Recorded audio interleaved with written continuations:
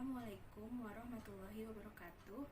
Kami dari kelompok 9 mata kuliah perilaku kesehatan akan menjelaskan mengenai peranan orang sakit. Kelompok 9 terdiri dari Eka Nurwidianti, Septia Nurrahma, Sheila Rizkia Anjari, Khalidia Hafizah, dan Anice Lutfiah. Subbahasan yang akan kami bahas dalam bab peranan orang sakit itu ada 7 subbab.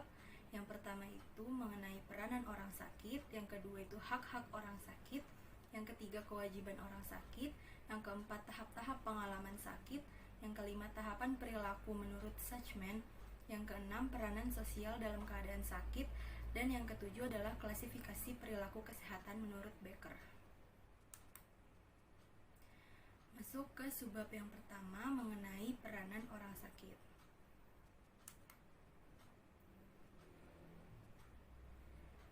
Terdapat pengertian peranan dari berbagai ahli. Yang pertama itu menurut Rismadini.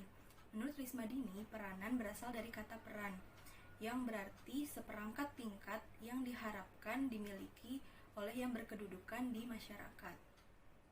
Sedangkan menurut Sukanto tahun 2012, peranan adalah aspek dinamis dari kedudukan atau status. Jadi dari pengertian oleh ahli itu dapat disimpulkan bahwa peranan adalah gabungan dari pelaksanaan hak dan kewajiban bagi seseorang yang memiliki kedudukan di masyarakat. Selanjutnya ada pengertian sakit. Menurut ahli yang pertama itu adalah menurut Triyono dan Herdianto tahun 2017. Menurut Parsons yang dikutip dari Triyono dan Herdianto, sakit adalah perasaan tidak nyaman di tubuh atau bagian tubuh karena menderita sesuatu. Sedangkan menurut Badaini dan Abadi, sakit merupakan suatu keadaan di mana tubuh tidak berada pada posisi normal yang disebabkan oleh beberapa faktor dari dalam tubuh maupun dari luar tubuh. Dari kedua pengertian tersebut dapat disimpulkan bahwa sakit adalah kondisi tubuh dengan perasaan tidak nyaman yang disebabkan oleh faktor dalam maupun luar tubuh dan berpengaruh pada sistem biologis serta penyesuaian sosialnya.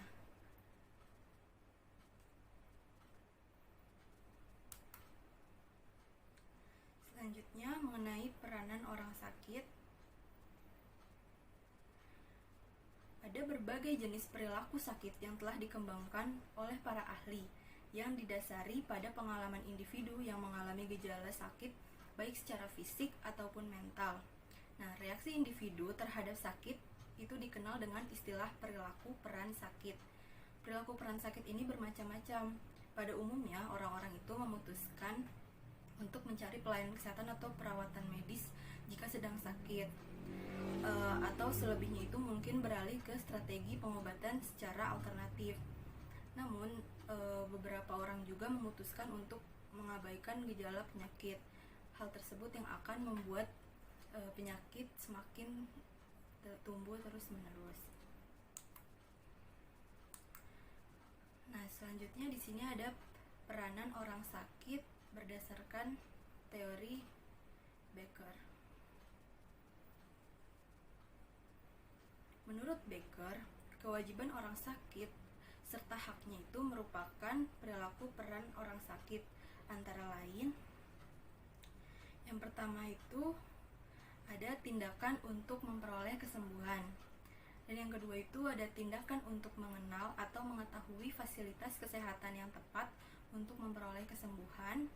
Yang ketiga itu melakukan kewajibannya sebagai pasien, antara lain melalui nasihat dokter dan perawat untuk mempercepat kesembuhannya. Yang keempat itu tidak melakukan sesuatu yang merugikan bagi proses penyembuhannya. Dan yang kelima itu melakukan kewajiban agar tidak kambuh penyakitnya dan sebagainya. Terkait peranan orang sakit, di sini akan dibahas mengenai permasalahan terkini, yaitu permasalahan terkini adalah seseorang yang dinyatakan sebagai orang tanpa gejala atau OTG, COVID atau Coronavirus Disease 19, itu tidak mengikuti protokol kesehatan yang dihimbaukan. Hal tersebut menjadi permasalahan yang sedang dibahas saat ini karena OTG tidak menimbulkan tidak menampakkan gejala, tetapi apabila ia terus berada di masyarakat, hal tersebut akan meresahkan masyarakat karena akan memudahkan masyarakat tertular. Selanjutnya untuk contoh kasusnya itu di sini dikatakan ada seseorang berinisial W itu positif COVID-19. Nah, W dan istri serta anggota keluarganya yang lain itu melakukan peranan sebagai orang sakit seperti berinisiatif untuk mengajukan tes, yaitu dengan melakukan rapid test dan swab test, lalu isolasi mandiri di rumah, menjaga jarak, menjaga kebersihan, tidak keluar rumah, makan makanan yang bergizi, serta mengonsumsi obat-obatan yang diberikan oleh dokter. Selanjutnya masuk subbab yang kedua, yaitu mengenai hak orang sakit. Diawali dengan pengertian hak menurut para ahli. Yang pertama ini ada menurut Azra tahun 2003. Menurutnya, hak adalah unsur normatif yang berfungsi sebagai pedoman berperilaku, melindungi kebebasan, kekebalan, serta menjamin harkat dan martabat manusia. Selanjutnya menurut KBBI atau Kamus Besar Bahasa Indonesia pada tahun 2017, hak adalah kekuasaan untuk berbuat sesuatu karena telah ditentukan oleh undang-undang, aturan, dan sebagainya. Dari kedua pengertian tersebut, dapat disimpulkan bahwa hak adalah kuasa seseorang dalam berperilaku sesuai dengan aturan dalam undang-undang maupun peraturan lainnya dengan tujuan menjaga harkat dan martabatnya. Selanjutnya, ini penjelasan mengenai hak orang sakit. Dikatakan bahwa hak orang sakit untuk memperoleh kesehatan itu dapat dituntut ke siapa? Yaitu kepada pelaku usaha, tenaga medis, tenaga pelayanan kesehatan, dan fasilitas pelayanan kesehatan. Jadi seluruh orang sakit itu berhak untuk mendapatkan pelayanan sebaik-baiknya dari pelaku usaha, tenaga medis, dan lain-lain. Nah, di sini ada hak orang sakit menurut Al-Hamda tahun 2015. Hak orang sakit yang pertama yaitu dibebaskannya dari tanggung jawab sosial dan pekerjaan sehari-hari. Jadi pemenuhan hak ini tergantung dari tingkat atau persepsi keparahan penyakitnya. Jadi persepsi keparahan penyakit ini didasarkan pada pengetahuan atau informasi medis dari tenaga medis atau tenaga kesehatan lainnya. Dapat juga berasal dari keyakinan seseorang bahwa persepsi tersebut akan membawa dirinya akan mendapatkan kesulitan akibat penyakit yang dirasakannya. Selanjutnya, hak yang kedua itu adalah hak untuk menuntut bantuan atau perawatan dari orang lain. Nah, pada hak ini pihak yang bergantung itu adalah keluarga dan lingkungan. Keluarga dan lingkungan ini wajib memberikan bantuan kepada orang yang sakit. Namun, jika penyakitnya ini memerlukan keterampilan khusus, maka orang sakit tersebut harus mendapatkan bantuan dari tenaga kesehatan seperti tenaga medis yaitu dokter, perawat, bidan, dan lain sebagainya. Nah, selanjutnya tadi kan disebutkan bahwa orang yang sakit itu butuh bantuan atau perawatan dari orang lain, yaitu pihak keluarga maupun pihak lingkungan. Nah, di sini dijelaskan mengenai apa sih fungsi keluarga untuk memberikan bantuan kepada orang yang sakit. Nah, fungsi keluarga itu dengan meningkatkan pemenuhan kebutuhan psikologis agar penderita tidak merasa terisolasi di dalam lingkungannya. Sedangkan untuk fungsi lingkungan itu harus menghilangkan stigma negatif dengan tidak turut menjauhi dan mengucilkan orang-orang yang terkena penyakit, terutama penyakit menular, karena hal tersebut akan memperburuk kondisi orang yang sakit, malah dia tidak mendapatkan haknya sebagai orang sakit. Nah, selanjutnya ini ada contoh kasus contoh kasus yang diambil ini adalah mengenai banyaknya kejadian anemia di kalangan remaja putri. Nah, dianggap bahwa anemia ini adalah suatu penyakit dan remaja ini adalah orang yang sakit. Nah, remaja ini apabila ia mengidap anemia, maka setiap remaja ini berhak diikut sertakan dalam program penanggulangan anemia dengan pemberian suplemen gizi bersama dengan profilaksis besi dan tablet asam folat yang diberikan secara teratur untuk menanggulangi anemia kepada remaja, khususnya di saat sedang mengalami menstruasi. Karena saat menstruasi itu banyak darah yang keluar, maka akan memungkinkan bahwa anemia remaja akan kambuh pada saat itu. Nah, selanjutnya masuk ke subbab yang ketiga, yaitu mengenai kewajiban orang sakit. Nah, di sini ada pengertian kewajiban. Yang pertama itu menurut Bimantoro tahun 2017 dikatakan bahwa kewajiban merupakan suatu tindakan yang harus dilakukan oleh seseorang sebagai bentuk tanggung jawab atas permasalahan tertentu.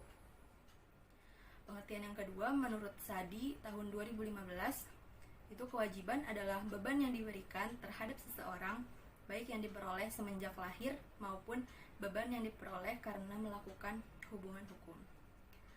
Kesimpulan dari keduanya yaitu kewajiban adalah segala sesuatu yang harus dilakukan seseorang karena merupakan beban yang diberikan untuk memenuhi tanggung jawabnya secara moral maupun secara hukum. Nah, terkait kewajiban orang sakit ini harus menjalankan kewajibannya. Karena kalau tadi orang sakit itu mendapatkan hak, sekarang orang sakit ini perlu melakukan kewajiban, terutama itu kewajiban untuk mencapai kesembuhan.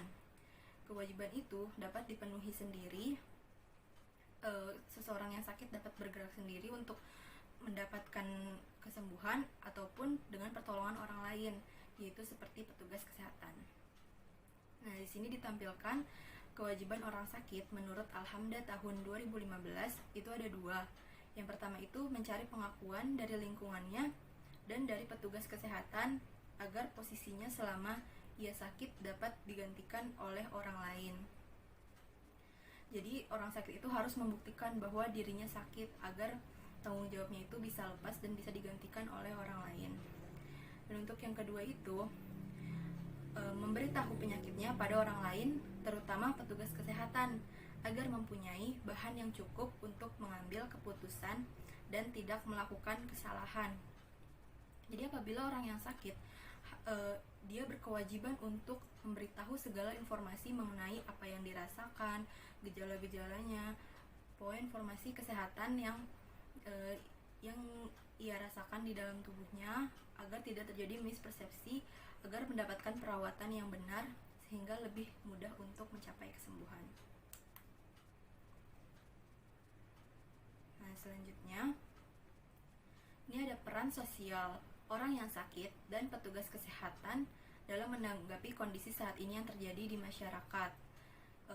Kita ambil contohnya itu adalah kasus COVID-19 karena berkaitan dengan kondisi saat ini yang terjadi di masyarakat. Nah, peran sosial orang yang sakit, seperti yang dikatakan sebelumnya, orang yang sakit ini wajib memberikan informasi yang sebenar-benarnya kepada petugas kesehatan. Namun, pada kondisi saat ini, kenyataannya banyak yang tidak kooperatif. Sering kita temukan kasus-kasus bahwa orang yang positif COVID-19 tapi dia tidak jujur dengan keadaannya dia sendiri atau tidak memberikan penjelasan yang tepat mengenai gejala-gejala yang ia rasakan. Hal tersebut mungkin muncul karena adanya stigma di masyarakat bahwa orang-orang yang mengalami COVID-19 itu akan dikucilkan di masyarakat, akan dijauhkan, dan lain sebagainya. Mungkin hal tersebut yang membuat orang yang sakit COVID-19 itu tidak memberikan informasi yang benar atau tidak kooperatif terhadap apa yang ia rasakan. Selanjutnya, untuk peran sosial petugas kesehatan itu kita ambil dari tenaga medis. Nah, tenaga medis ini sebagai petugas kesehatan, peran sosialnya itu ia bertugas memastikan pasien-pasien dapat tertangani dengan baik, karena tenaga medis ini merupakan garda terdepan dalam penanganan kasus COVID-19. Selain itu, karena tenaga medis adalah satu-satunya pihak yang bersinggungan langsung dengan pasien positif COVID-19 di ruang isolasi, maka tenaga medis ini perlu membangun komunikasi serta membangkitkan semangat pasien di ruang isolasi agar mencapai kesembuhan. Selanjutnya, saya Halidya Fiza. Di sini saya akan membahas mengenai tahap-tahap pengalaman sakit. Sebelum kita masuk ke tahapan pengalaman sakitnya, ini ada beberapa pengertian dari pengalaman dan sakit. Ini kita langsung masuk ke kesimpulannya aja. Jadi pengalaman sakit ialah sesuatu yang pernah dialami atau sesuatu yang pernah dirasakan oleh individu yang tertangkap oleh panca indera dan disimpan di dalam memori, baik itu sosial, psikologis, maupun spiritual, baik yang sudah lama dirasakan maupun yang baru saja terjadi. Nah, ini ada tahapan pengalaman sakitnya menurut individu dan menurut sosial budaya. Tahapan pengalaman sakit menurut individu itu yang pertama, penilaian individu terhadap gejalanya. Lalu yang kedua, itu mencari perawatan. Lalu yang ketiga, merujuk dan mendapatkan perawatan. Nah, jadi di tahap ini itu bermula individunya sebelumnya sudah mengenali gejala yang ia rasakan, yang ia derita. Kemudian individu tersebut memperkirakan gejalanya ini dan ia merasa gejalanya ini mengganggu dirinya sehingga membuat ia mencari perawatan. Setelah ia mencari perawatan, akhirnya individu tersebut mendapatkan rujukan serta mendapatkan perawatan di sebuah fasilitas kesehatan. Nah, lalu ini yang tahapan pengalaman sakit menurut sosial budaya. Di sini terdapat sebagian individu yang masih percaya dengan pengobatan tradisional daripada pengobatan medis. Hal ini dikarenakan sebagian individu masih percaya dengan kepercayaan yang dianut atau oleh adat istiadatnya. Nah, ini ada contoh kasusnya di suku Dayak. Mereka di sana masih mempercayai pengobatan tradisional daripada pengobatan medis. Di sana mereka masih menggunakan seorang dukun dengan mengadakan upacara belian. Upacara belian ini dilaksanakan untuk mengobati orang yang sakit dengan mengusir roh leluhur yang mengganggu. Sekian materi dari saya.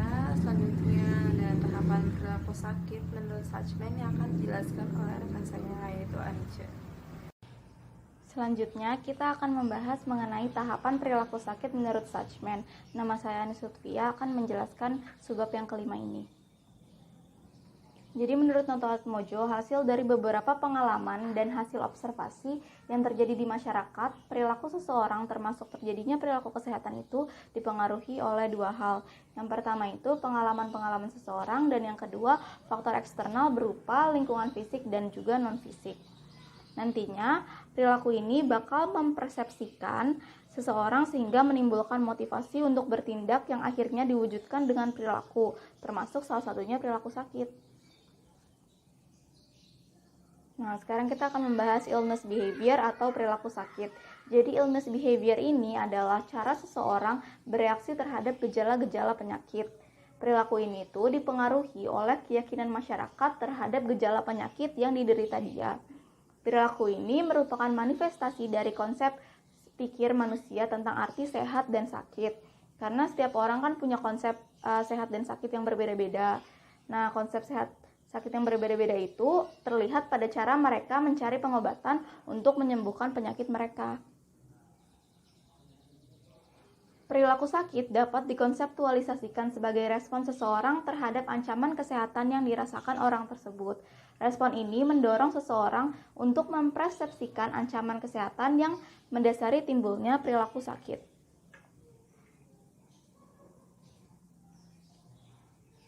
Nah, terus di teori Suchman ini memberikan batasan perilaku sakit sebagai tindakan untuk menghilangkan rasa tidak enak atau rasa sakit dari timbulnya gejala tertentu. Teori Suchman melihat pola perilaku sakit dipandang menjadi dua sisi. Yang pertama dari sisi pasien dan yang kedua dari sisi petugas kesehatan. Yang terpenting dalam model Suchman adalah menyangkut pola sosial dari perilaku sakit yang termasuk yang terlihat pada cara orang mencari, menemukan, dan melakukan perawatan medis. Nah, pada teori Suchman ini pendekatan yang dilakukan ada 4 unsur yang menjadi faktor utama perilaku sakit. Yang pertama itu ada perilaku itu sendiri, yang kedua ada sekuensinya, yang ketiga ada tempat atau ruang lingkup, yang keempat variasi perilaku selama tahap-tahap perawatan medis. Nah, dari keempat unsur yang tadi itu dikembangkan lagi menjadi 5 konsep dasar yang berguna dalam menganalisis perilaku sakit. Yang pertama ada shopping, adalah proses mencari alternatif sumber pengobatan. Yang kedua ada fragmentation, adalah proses pengobatan oleh beberapa fasilitas kesehatan pada lokasi yang sama. Yang ketiga ada procrastination, adalah proses penundaan pencarian pengobatan padahal gejalanya udah ada. Misalnya kita udah ngerasa pusing atau nggak enak badan gitu, tapi ya udah dibiarin aja, nggak malah berobat ke fasilitas kesehatan. Tahap yang keempat itu ada self medication, adalah pengobatan sendiri dengan menggunakan berbagai ramuan atau obat yang dinilai tepat baginya. Misalnya kita sudah merasa pusing, terus kita memilih untuk membeli obat ke warung. Terus yang kelima ada discontinuity, adalah penghentian proses pengobatan.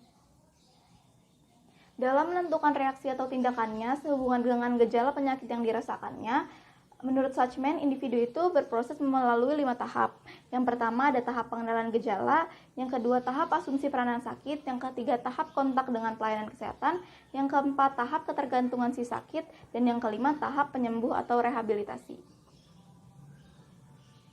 Nah, kita masuk ke tahap yang pertama, yaitu tahap pengenalan gejala. Di tahap ini, individu memutuskan bahwa dirinya itu dalam keadaan sakit yang ditandai dengan rasanya tidak enak, dan juga dia merasa itu berbahaya bagi dirinya.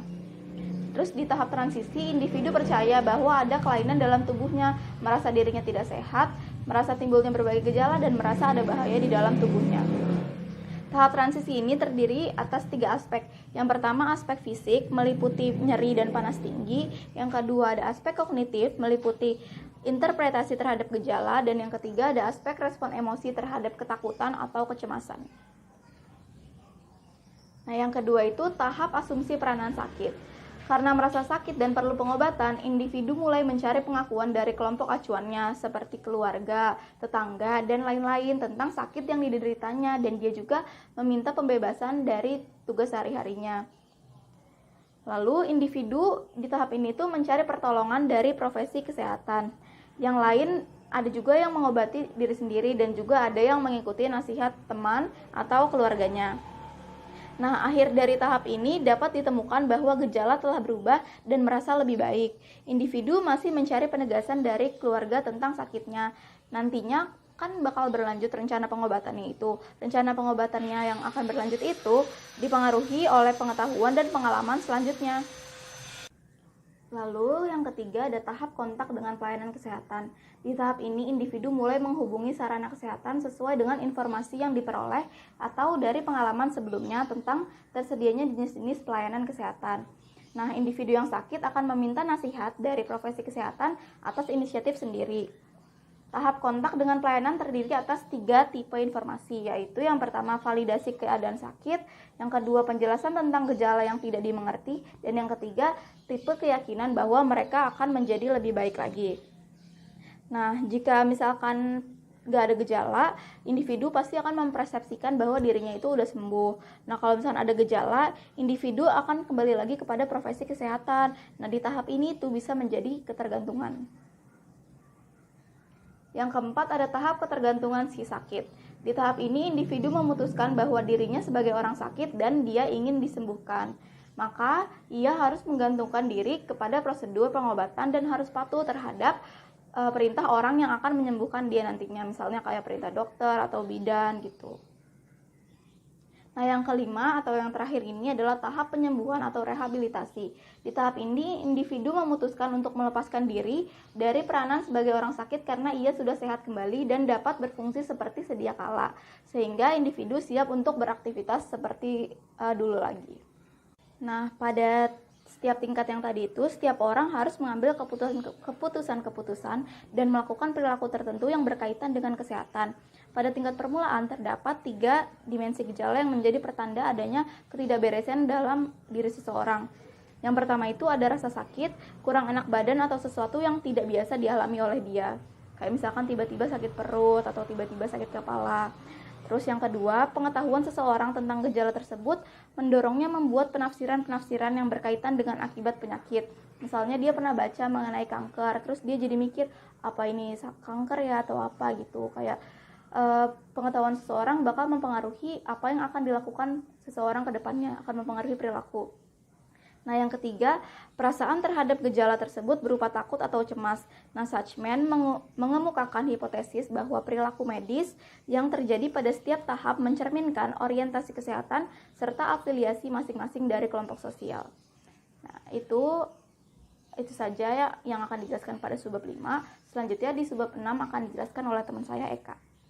Nah, subbab selanjutnya adalah peranan sosial dalam keadaan sakit. Yang pertama ada pengertian dari peranan itu sendiri. Menurut KBBI, peran itu diartikan sebagai perangkat tingkah laku yang diharapkan dimiliki oleh orang yang berkependudukan di masyarakat. Nah, kedudukan yang dimaksud ini adalah masyarakat menduduki suatu wadah. Nah, oleh karena itu, maka seseorang yang mempunyai kedudukan tertentu dapat dikatakan sebagai pemegang peran. Jadi peran ini dapat dikatakan ketika masyarakat itu menduduki suatu wadah atau suatu komunitas tertentu. Nah, sedangkan menurut secara sosiologis itu, menurut si Surjono Sukamto itu, peranan itu adalah aspek dinamis yang berupa tindakan atau perilaku yang dilaksanakan oleh seseorang. Jadi peran itu dapat dikatakan peran jika sudah dilakukan oleh seseorang.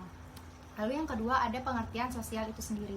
Nah, kata sosial itu berasal dari kata Latin yaitu socius yang berarti bersama-sama, bersatu, terikat, atau berasal dari kata socio yang bermakna menyekutukan. Jika digabung antara peranan dan sosial, maka peranan sosial memiliki arti perilaku yang diharapkan oleh seseorang dalam keadaan kedudukan tertentu di mana masyarakat tersebut menduduki suatu wadah. Dan untuk menjalankannya, masyarakat itu harus memenuhi hak-hak serta kewajibannya. Lalu yang kedua ada pengertian dari keadaan sakit. Nah, menurut Asmadi, keadaan sakit itu adalah kondisi di mana terjadi ketidakseimbangan dari fungsi normal tubuh, baik itu sistem biologis dan kondisi penyesuaian.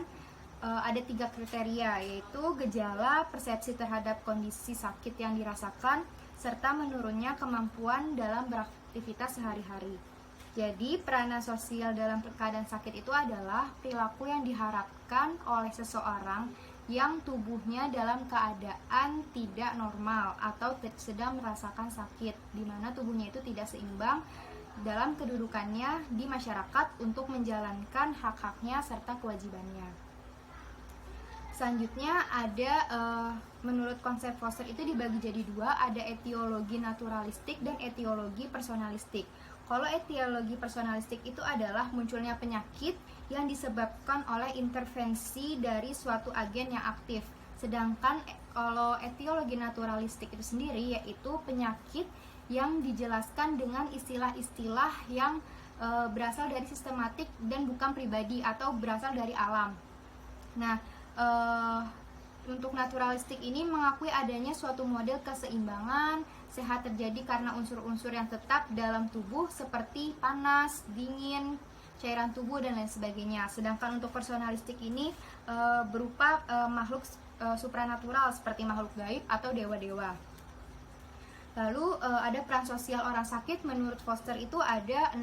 Yang pertama, penyakit merupakan pelepasan dari tekanan hidup yang tak tertahankan. Lalu ada cara untuk menutupi kegagalan yang telah dilakukan seseorang. Lalu ada cara untuk memperoleh perhatian.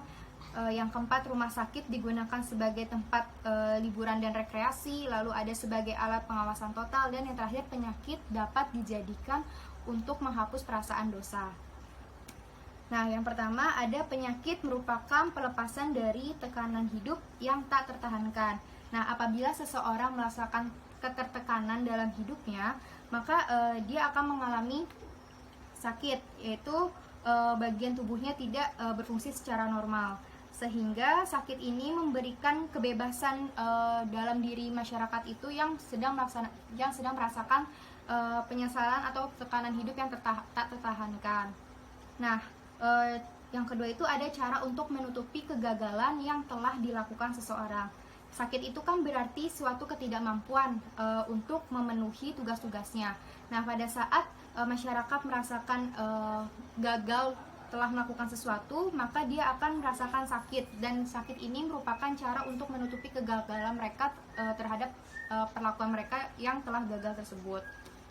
Lalu ada cara untuk memperoleh perhatian. Nah, konvensi-konvensi budaya menekan bahwa si orang sakit ini harus menerima perhatian dari orang-orang sekitar atau perhatian khusus yang diberikan oleh orang-orang sekitar. Bagi orang yang merasakan kesepian, yang tidak mendapatkan perhatian, maka dia menjadikan sakit itu merupakan salah satu cara untuk mendapatkan perhatian dari orang-orang sekitar atau orang-orang terdekatnya. Lalu ada rumah sakit digunakan sebagai tempat liburan atau rekreasi. Jadi bagi sebagian orang akan merasakan aman dan nyaman ketika mereka tinggal di rumah sakit, atau dapat dikatakan bahwa rumah sakit merupakan salah satu tempat untuk merasakan bahwa itu adalah tempat liburan mereka dan mereka nyaman berada di sana. Lalu ada sebagai alat pengawasan total. Penyakit dapat digunakan sebagai sarana untuk mengontrol tingkah laku orang lain. Jadi ketika orang tersebut merasakan sakit, maka ada beberapa tingkah laku yang bakal mereka awasi, bakal mereka batasi, tidak bertingkah laku sebagaimana mestinya. Nah, selanjutnya ada penyakit dapat dijadikan alat untuk menghapus perasaan berdosa. Jadi bagi beberapa orang, mereka menganggap bahwa penyakit ini adalah salah satu cara untuk menggugurkan dosa-dosa yang telah mereka perbuat.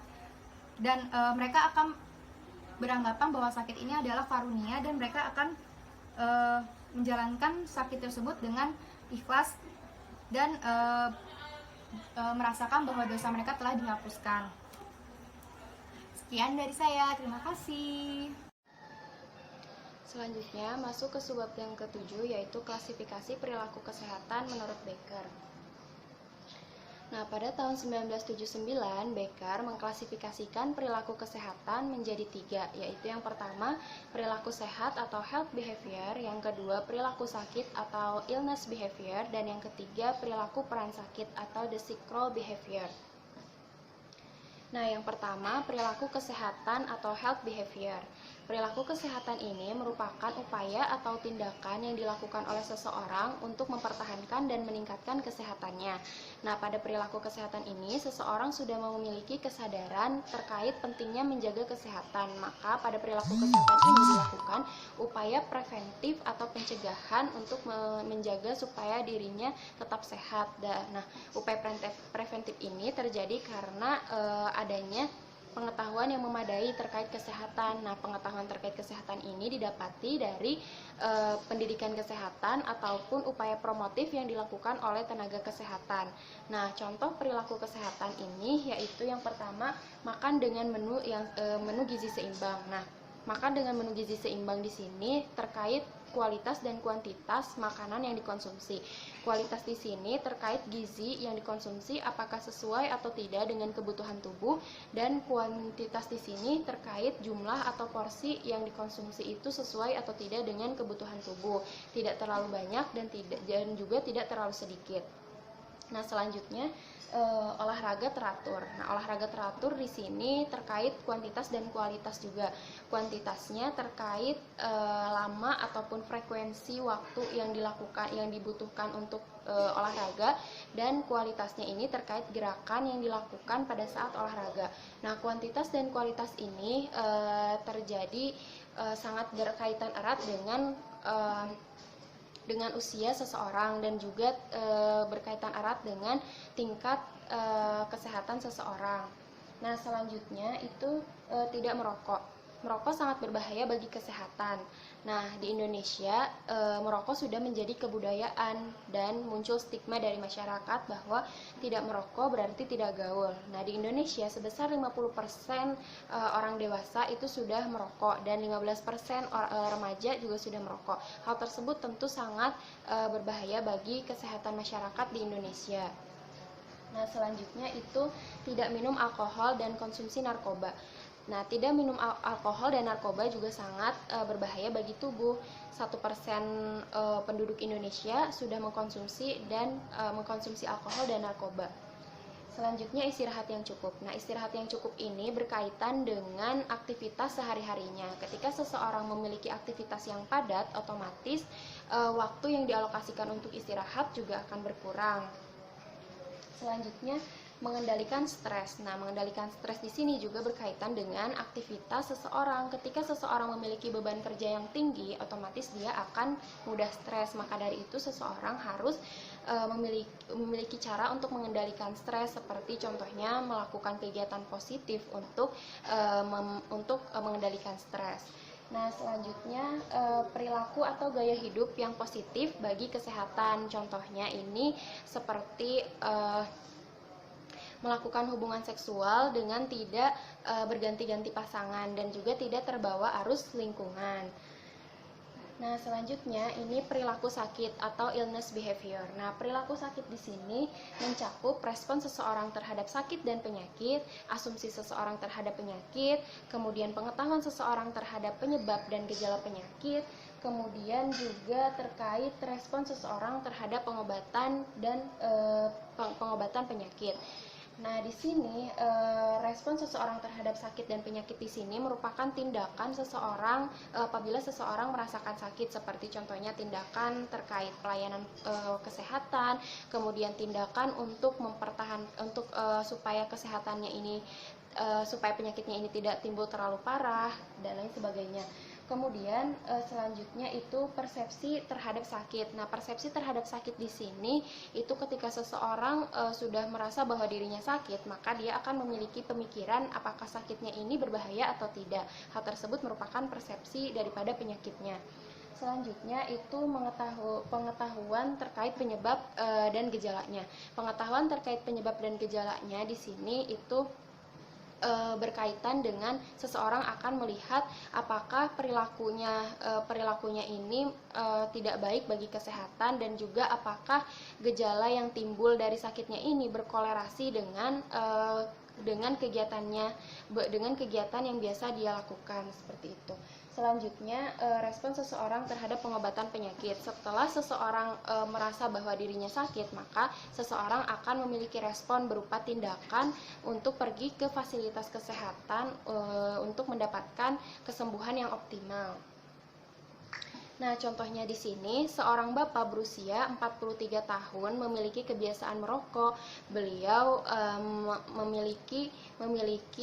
belakangan ini memiliki gejala batuk yang berkepanjangan, kemudian sesak napas, dan sakit nyeri di dada. Nah, kemudian bapak tersebut pergi ke fasilitas kesehatan. Nah, hal tersebut disebut dengan respon seseorang terhadap penyakit. Selanjutnya, setelah dilakukan pengobatan, bapak tersebut tidak memperoleh kesembuhan yang signifikan, maka bapak tersebut mulai menganggap bahwa penyakit tersebut merupakan penyakit yang berbahaya. Nah, hal tersebut merupakan persepsi seseorang terhadap penyakit. Kemudian bapak tersebut menyadari bahwa dirinya kerap kali tidak bisa terlepas dari rokok, dan juga mulai menyadari bahwa gejala yang dialaminya itu merupakan salah satu dari gejala kanker paru. Nah, hal tersebut merupakan pengetahuan tentang penyebab dan gejala penyakit. Nah, selanjutnya itu dengan begitu bapak tersebut melakukan pengobatan secara intensif kepada dokter spesialis penyakit dalam dengan harapan dapat memperoleh kesembuhan yang optimal. Nah, hal tersebut itu merupakan respon seseorang terhadap pengobatan penyakit.